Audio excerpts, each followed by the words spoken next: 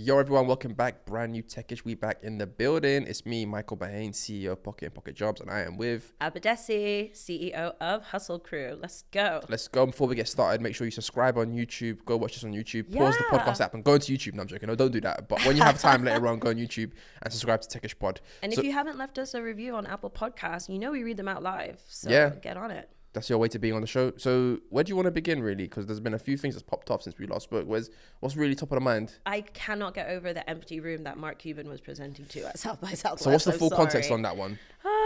So this photo goes viral on Twitter. Mark Cuban, obviously one of the most successful startup operators. Billionaire, investor. You might have seen him on Shark Tank.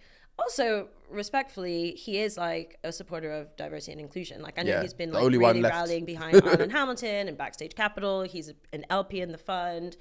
He is at what's supposed to be one of the biggest events in the startup map, music map, culture map in the world. South by Southwest, Austin, Texas.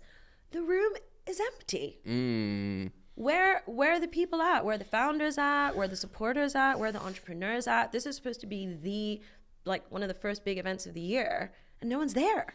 It's interesting, isn't it? I mean, for all we know, the event might have been like at 8 a.m. and no one wanted to wake up. But, I mean, it's Mark Cuban. Yeah, it's true. Face-to-face time with Mark Cuban. You can like see him live. You can ask him any questions. Let's keep it real though. What impact would that have on your startup or my startup? Getting a conversation. I would just pitch it. Which that's what people hate when people do Q&A and they're like, so hi, I'm this person from this company and we do this. It's like, shoot your shot. Get to the question, bro. Shoot your shot. I think people are realizing that, listen, a lot of this stuff is a bit vacuous. You're not really going to get any ROI beyond the clout of saying I was with Mark Cuban or I saw Mark Cuban. Like, really and truly, founders and operators are starting to realize that the only thing that matters is, am I working on my product? Am I selling my product? That's it. That's it, man. So you don't see value in going to events because let's face it, a lot of early stage founders are going out there, going to conferences, trying to build their network, trying to get FaceTime with investors. You're saying that that's not necessarily valuable. Just know what you're doing. If you're trying to find investors and you know there's going to be investors in the room, fair enough. If you are selling B2B software for, I don't know, office management and there's an office management conference, go 100%. Yeah. But these generic tech conferences, I'm not sure. I'll be honest with you. I don't think it's the highest ROI of your time. It might have some ROI, but is it the highest? Yeah. Shouldn't you really be getting on a call with customers saying, how are you finding the product? Are you enjoying the product? That's really what's going to make you a multi-millionaire. Not going to a conference and rubbing shoulders. It looks good on the gram. Yeah. It looks good on TikTok. Yeah. But is it looking good to the bottom line? I don't think it is. And I think that's probably what it is. And the the raising of interest rates has just, has got everyone lean. Everyone's like, yo, what am I doing? No, it has. $2,000 on the ticket? Exactly. Is it worth it? Really and truly? And I think South by Southwest from a tech perspective is really building on the reputation of Twitter launched there. So in 2006, Twitter was famously launched there. People were like tweeting for the first time and everyone's like, oh my God, it's like the hive mind. We're all linked into one. But in the last 20 years, 15 years, has anything tech related really, really popped off on South by Southwest? Yeah. I don't know. And listen, we were saying off mic, TED conference as well. A lot of this stuff is much of a muchness. Like, what value are you getting? Disrupt. There was a time, I guess like 2010s, where it was like you had to be at the big events. These were the launch pads. Yeah. These are the places to identify the hot new startups. The world's moved on, right? We're in the 2020s now. You can launch yourself. You can build a platform online. And as you say, like that opportunity cost of investing in that ticket, of investing time you're at an event is not time that you're building and time that you're selling. Yep. But I find it fascinating, like how quickly the mighty can fall, because there was a time where that would be one of the hottest tickets to get. And it feels like we have to believe in the value of an event for that event to have value. Like the minute you stop believing that TED has any value, it doesn't, right? The minute you stop believing South by Southwest is a place to be, it no longer holds any value. Web Summit, TechCrunch Disrupt, Slush, all of these places exist because you have to believe in that narrative that you have to be there. But if you're not there and you're still successful, suddenly you're like, I'm good without it. Yeah, absolutely. Let's get real spicy though. So what do you feel about the value of conferences that might be like an Afro Tech or a Black Tech Fest? Do you think there's a value in just coalescing amongst your people that where you're dispersed all throughout the year, and then that's the value in itself? Because I've heard some people say that sometimes the content at some of these events are not necessarily like super duper informative. You're not going to learn how to build an AI chatbot. You're going to go there and it's going to be I don't know. You get what I'm saying. I've heard a lot of it is like affirmations and you know what I'm saying. It's not tangible, but it's the being in the room with the people. It's the community. Yeah. If Pocket did a conference, I would like spend my last dollar to attend, because I will tell you, when I went to my first Afrotech in 2018, that was like a come to Jesus moment for me. I'm not gonna lie. I had never been in a room with that many Black technologists in my life. Yeah. And it was so reaffirming. It was so optimistic. It was so positive. And it like almost like filled all the cracks, you know, that all those microaggressions had left. It like helped heal the scars that all those negative, toxic interactions like, you know, left on me. And, you know, did I learn anything revolutionary content wise as an operator, as a founder? I'm not sure, but there are a lot of messages in that content that spoke to me in a way that other tech conferences had never spoken to me before. Not to mention the people that I met there, like ride or dies till now. So I think you just like value it differently as a like historically marginalized person, events like that, for sure. It's interesting because I spoke to somebody who did a conference and because I was interested in doing one for Pocket, and I was like, how much does shit cost? Like, how much? And they were very transparent. They sent me a spreadsheet and I was like, wow. It was like $500,000. What? For a decent conference. To be fair, I won't say which one it is, but you were there too, and it was about $500,000. And I was like, wow, like that's probably why we ain't done one yet so far, because we're not VC backed. I have to go into my pocket and do that one. So it's expensive as AF. So other news in the world of tech, the biggest one, well, we can go many places. Obviously there's a TikTok ban, so apparently TikTok is now about to get banned. The US government has passed a bill that basically, or they haven't passed a bill, they've written a bill. When I see it. They've written a bill that basically says that if TikTok doesn't divest ownership, doesn't sell to a US company, that it will get banned. The way it works is it's going to pass the Senate, then it's going to go to the president. But Biden said that if he gets to his desk, he's going to sign it. Do you think it's really good? You don't think it's going to happen? I just don't see it happening. But, you know, there is an alternate reality where this does happen, and some really interesting bifurcation of social media happens, right? Where it's like, most of the world is still on one of the leading platforms and America is not. Right? That is possible. But then at the same time, like, people are just going to like put the content that they put on TikTok onto Reels or another platform.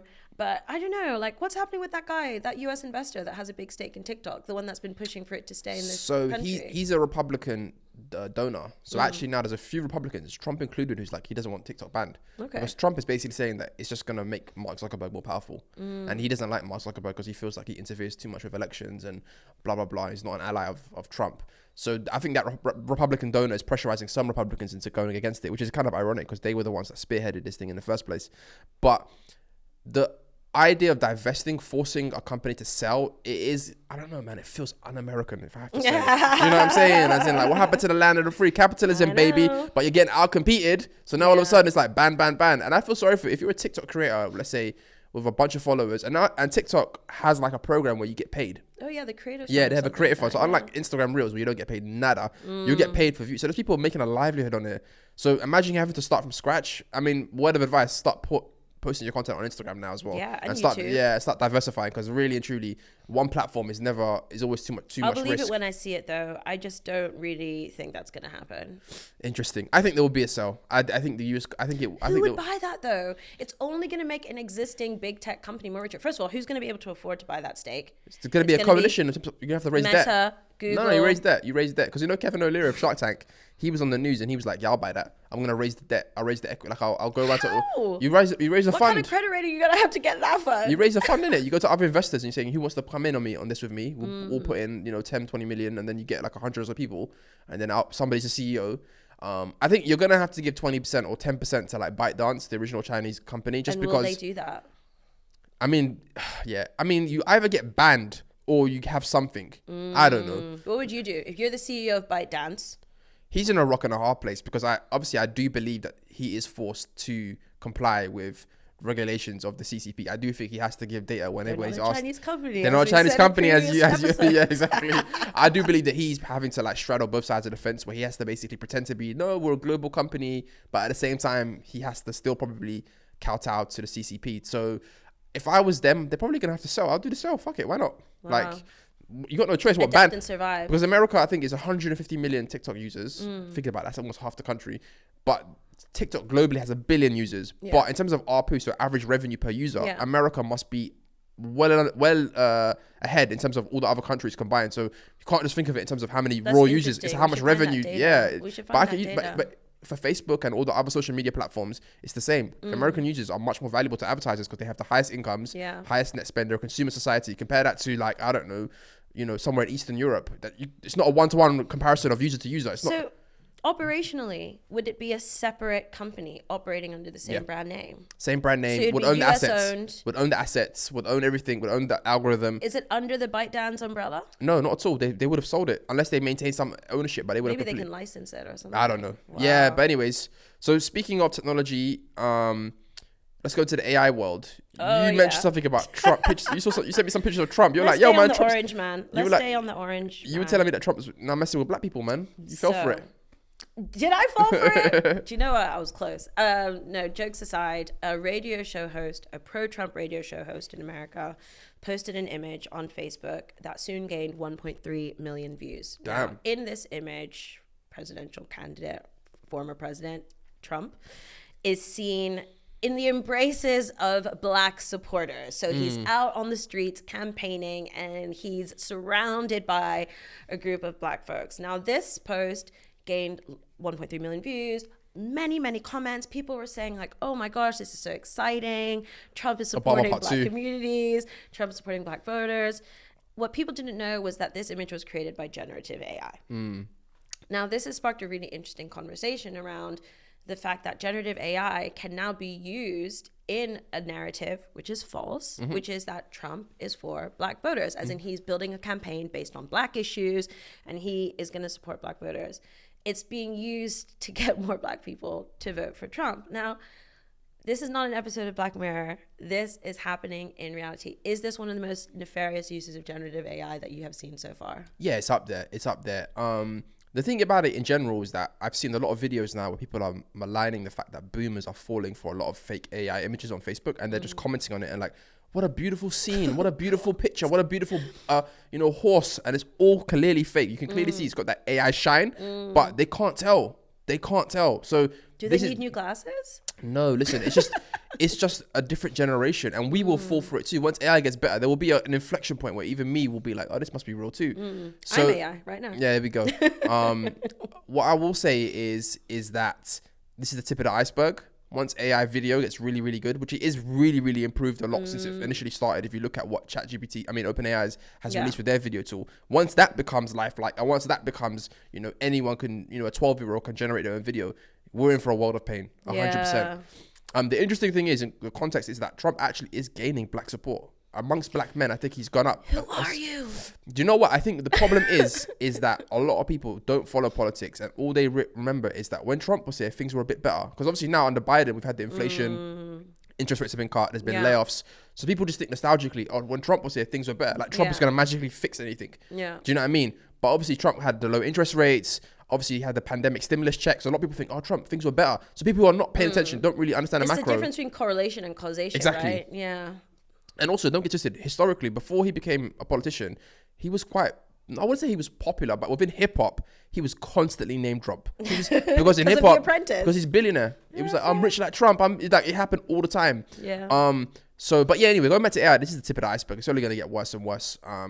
And just warn your parents, innit? If you see something on Facebook, it doesn't necessarily mean it's real, people. Like, I know. You know what I mean? Wake up. But we need to put a responsibility on the platforms to do better moderation, better scrutiny. Of course, we recently had a photo of the royal family pulled from all the big media platforms because it didn't meet their requirements as an authentic image. There were elements of it that they felt were doctored, photoshopped, and it feels like big media publications are doing what they can to crack down on it. Why isn't Facebook can't afford proper moderation to tag photos as Gen AI or fake? It's the same problem always. Basically, it will cost Facebook or any social media company money to have. They have the money. They have the money, but if they don't have to spend it, they don't want to spend it. So the government's going to have to write laws saying that if you are posting images, you have to at least do a certain amount of, investment to ensure that you can flag up and say this is an AI generated image. It has to be. I was trying to get a new passport image, and I tried to you take an image I had already and remove the background so that it was a white black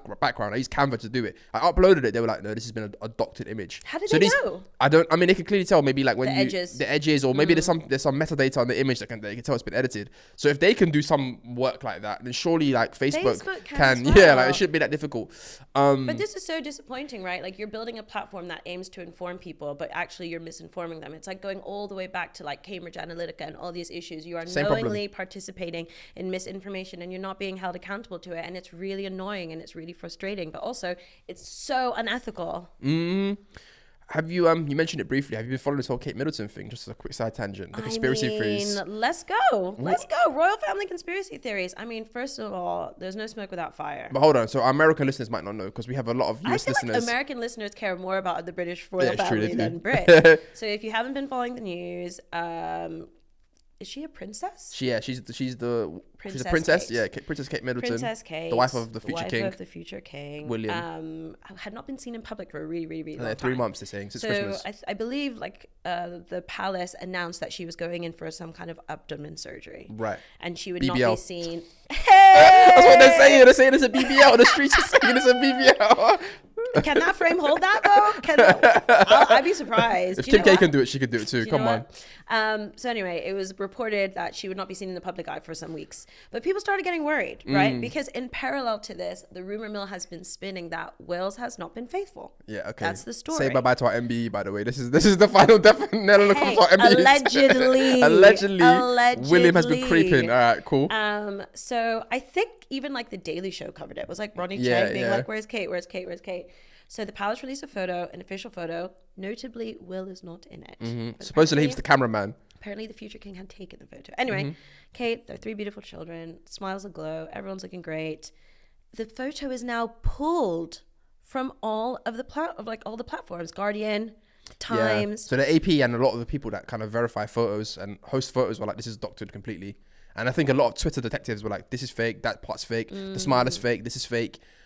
It's wild. They made it worse. And the conspiracy theories are, afoot. Yeah. Everything from, William had an affair, so she's hiding, to BBL, like I said, to she's had a nervous breakdown, all kinds of stuff. To be honest, I would have a nervous breakdown if that was my role. That's your life. I mean, it's super intense. You're under the public eye all the time. I mean, we are literally analyzing their marriage right now. Like, imagine if that was your life. The difference between her and William is she chose this life. At any moment, she said, I'm not going to marry you. William was born into this. Chose her. No.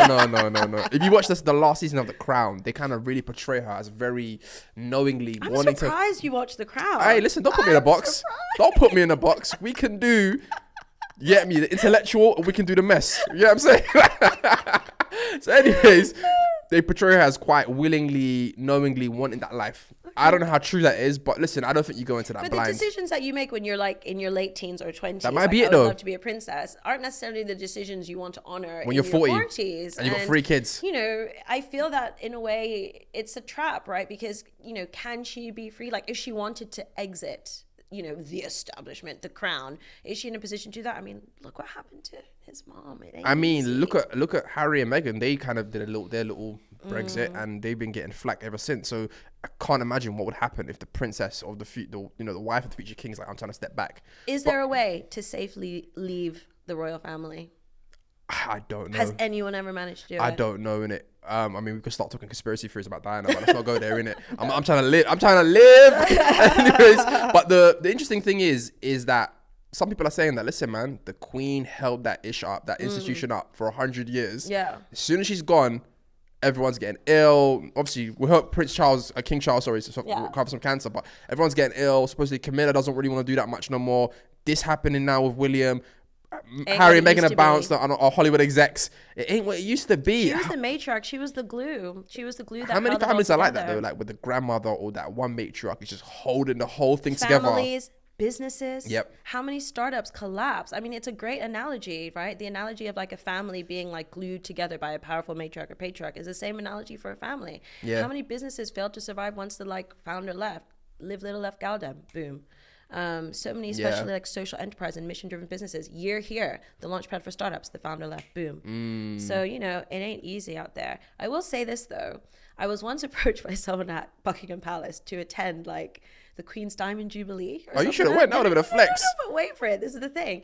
So someone reached out and they were like, twice actually, interestingly, I've heard from the palace. Once was when they were going to hire the chief diversity officer, at the and palace. They were like, you need to apply for this. Don't you remember? It was when Meghan was still in the palace. Wow, I didn't know there was going to be a DI role by the Buckingham Palace. But it was sent to me kind of awkwardly through a contact that I had at Prince Andrew's old charity. Do you remember he had I was icky. A bit yeah, you dodged a bullet. So, but then someone reached out to me and they were like, oh, we're putting together an event for the Queen's Diamond Jubilee. And I was genuinely surprised that I was on the list. Listen. I was wow, okay. But then I think they listened to Techish because they never followed up. Oh boy, sorry, my fault. Because I would have been like, listen, first port of call, go back in there and take the jewels. We are stealing the jewels. Heist movie, we're going in there. That was Some so Mission funny. Impossible thing. See Abadesi tied up to a rope, hanging, trying to get the jewels. Anyways. Looking for the Nigeria section, like just taking back. Oh man, anyways. Yeah, so I think final story then for this episode, going back to AI, Elon Musk is now suing OpenAI. Musky man was actually a co-founder of OpenAI. So the initial concept from when I heard of OpenAI was that it's going to be a non-profit that's going to open source, hence the word open, AI technology. For the advancement of humanity. For the advancement of humanity. The full context is also that Elon Musk went to Google. He went to Larry and Sergey and was like, yo, what's going on with AI? You guys not spooked? This must have been maybe like 10, 15 years ago. And AI and Elon was like, you know, Google is the forefront, is at the forefront of AI development. Yeah. What are the guardrails that you're doing so that AI doesn't become sentient or like destroy us? And apparently Larry said to him, you're being very speciest. So in their mind, they were like, if the AI takes over, that's the development of life on Earth. Don't be so speciest and be so favorable to humanity, basically. That's one way to look at it. Yeah, so Elon was like, okay, no, we've got to basically build something to compete with this to make sure that big tech doesn't have a monopoly on AI. Obviously now, fast forward 10 years later, OpenAI is basically a lackey of Microsoft, another big tech company that are probably using, you know, all those tools for their own commercial ends, not for the betterment of humanity. So now Elon goes and files a lawsuit saying they've completely contradicted their initial goals, and he invested under a different pretext. Yeah, they've clapped back now and they're saying, well, actually, Elon, you were for us going to becoming a profit-driven company. Yeah, you just wanted it to be under Tesla. Basically, they were saying that he's just hating. Basically, you know what I mean? Yeah. He's just annoyed that he doesn't have a slice of the pie anymore. Yeah, and he also has his own competitive AI company now. So do you think this is basically just like a big dick contest, basically between these two, or do you think he has any legitimate concerns about? Because apparently he said he will drop the lawsuit if they rebrand to Close AI. That's the first Elon Musk troll I've laughed at for a few years. He said if you rebrand it up to Close AI, I will drop the lawsuit. So you're asking me if I believe Elon Musk is doing something inherently altruistic. That's what you're asking. Or more altruistic than not. More altruistic than not. Or is the man who shot one of his cars into space, who has factories where they refer to areas where black workers are working as the plantation. You're asking me if I believe that he's doing something that as a no, then. Inherently for the benefit of humanity. I'm going to say no. Interesting. What I love is how, because, you know, the internet keeps receipts. I've been enjoying all these like old interactions between Sam Altman and Elon Musk that people just keep pushing back out in the Twitter sphere when they were feeling the love and they were supporting each other. And it's like how the tides have turned. They used to be like such close friends, such big backers, such big supporters. But in a way, it, to me, also just shows like the complete emptiness and transactionality of this industry. Having been in it so long and become so disillusioned myself, there are people who I genuinely thought were my friends. And the minute you like start saying no to them or stop helping them, they blank you, they ignore you. And I don't know, I kind of see that happening now between Sam and Elon. Like, you know, maybe Sam did believe that Elon was his friend, but actually Elon just needed Sam to believe that so that he could like get what he needed out of him, whether that was a collaboration, a partnership, or whatever.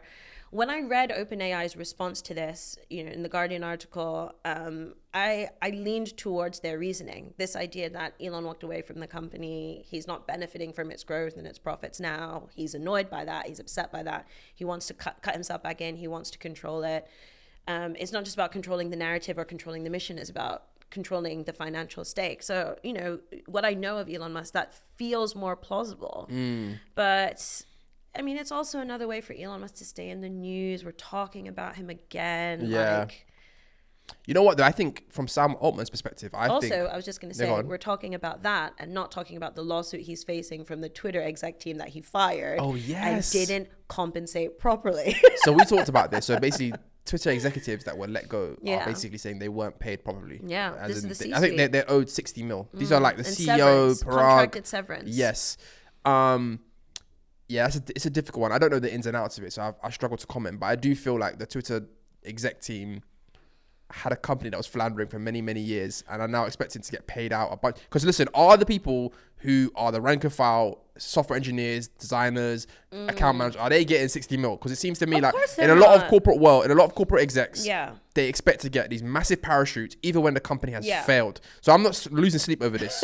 But you know what it is? When you're like a big name person, when you are chosen to be the CEO of one of the largest tech companies, you're entertaining multiple offers. You're entertaining board seats, you know, C-suite positions, even government advisory roles. So when you say yes to something, you're saying no to many other lucrative things. Okay. And therefore, like, you protect yourself in those employment contracts, right? Like, you're going to put in the contract that, like, if you let me go, I'm going to be compensated X million, however much, because it's that opportunity cost. Your time is valuable. You're an important person. So regardless of how the company performed, you have to see, like, what does that employment contract do for that individual, and what does the severance package represent for that individual? And it represents their value in the industry, and it represents the opportunities that they turned away so that they could say yes to that. And Elon knows that. I don't know, because listen, I hear what you're saying in terms of them being quote unquote important people, but I think a company is made up of a bunch of important people. The employees, rank and file, the company doesn't exist. I'm not trying to sound like Karl Marx, fair? But it's not fair. But also, but it's becoming less fair because CEO pay to average worker, the disparity has grown. You know, that ratio has gone 10x over the last 20, 30 years. So I'm just saying, I don't know if they're legally entitled to this money, but they might be, but I'm just not losing sleep over it because I'm like, okay, CEO didn't get paid 60 mil. I know we hate Elon, but it's like, come on. But the final point I wanted to make on the whole OpenAI situation, I think what happened is, I'm going to summarize all the situation. I've got the inside scoop. I think Sam Altman genuinely wanted to start a company that was a non-profit. But you got to realize that Sam Altman, he was a multi-millionaire, but he wasn't a billionaire. He wasn't an Elon Musk or a Mark Zuckerberg. He probably had a net worth in the 20 to 30 million. He was the CEO of Y Combinator. Paul Graham always said that this is one of the greatest entrepreneurs of the like whatever years, but he'd never really done anything of that scale to put him in the conversation and ranks of the great entrepreneurs. And I think once he realized that, oh my God, I am basically at the helm of some great technology, this could be $1 billion company. I don't want to make it a non-profit anymore. I want to be, you know, spoken about in the ranks of Elon and Mark Zuckerberg. So do I imagine that there might have been some misleading going on? Some sort of like, oh yeah, we're going to do this, but actually now I'm realizing that I can be some super VIP person and we're going to build like a giant world-changing company. I think that's what happened. I think he got enamored by the idea now that I'm going to be a Zuckerberg, a Bezos, a Musk. I mean, I think that, you know what? I don't know him. I don't, you know, we'll see. And any person with that opportunity could fall into that sort of like mindset. But I also think it's worth considering, how influential can you be as a nonprofit? Yeah. Name 5 nonprofits that have changed the landscape of the world. Yes, a good shout. Do you know what I'm saying? At the end of the day, we are existing in capitalism and we have to like operate within its system. So I also think there's sometimes this almost just acceptance and surrender to capitalism, where it's like, this can only go so far as a nonprofit company, but it can grow exponentially if we participate as a business. So cool. Yeah, everyone, that's been this week's episode of Techish. We'll catch you next week. Follow us on social media at Techish Pod. Subscribe to the YouTube channel at Techish Pod as well. Leave a review and we'll catch you next week. Peace.